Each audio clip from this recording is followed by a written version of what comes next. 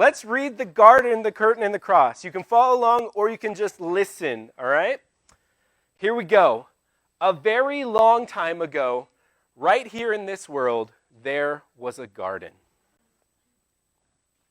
In the garden, everything was wonderful.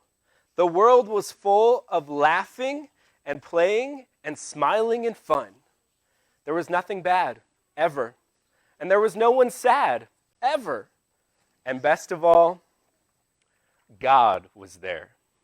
Hello, Adam. Hello, Eve. He made it all. He was in charge of it all. And he loved it all. People could see God, they could speak to God, and they could just enjoy being with God. Eve, God's here. He wants to walk with us again. How cool is that? Yay! I bet it's going to be even more amazing than yesterday. It was wonderful to live with God. But then, one day, the people did a terrible thing. They decided they didn't want to do what God said. They decided they wanted a world without God in charge. God calls this sin. Sin spoils things. So sin has no place in God's wonderful garden. God said to the people, "You can't live with me in my garden anymore." And so he sent them outside.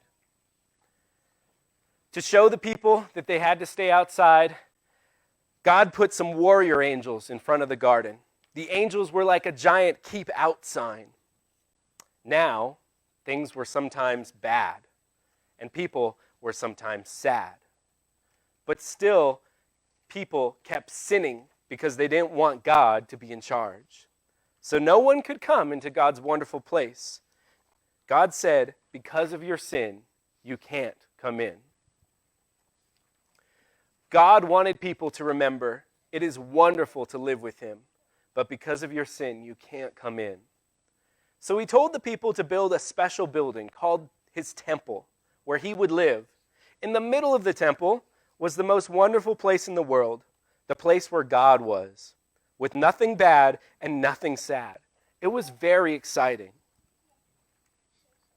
But then God told the people to put a big curtain around his wonderful place. This curtain had pictures of those warrior angels on it, and it was a big keep out sign. For hundreds of years, the temple curtain reminded people that God said, "It is wonderful to live with him, but because of your sin, you can't come in." Babies became grown-ups, and they had babies. And those babies became grown-ups, and they had babies. And those babies became grown-ups, and they had babies. Hundreds of summers and winters passed by, and the keep-out curtain stayed in the temple. But then one day, God the Son came to live in this world as a person. He was called Jesus. Jesus always did what God said. Jesus never sinned. And Jesus visited the temple where the curtain, or where the keep-out curtain hung. Jesus knew that sometimes things were bad and sometimes sad. Jesus said that God had sent him to open the way back to God's wonderful place, where there would be nothing bad and no one sad. But people still didn't want to let God be in charge. So they decided to put Jesus on a cross to die. It was the most bad thing that had ever happened, and it was the most sad day of all time. But Jesus had a plan. He had always planned to die on the cross. What a strange plan. Why would God's Son plan to die? On the cross, Jesus took our sin, all the bad things we do, and all the sad things they cause. Jesus took them all from us. And when he did, something amazing, astonishing, astounding happened. That curtain tore.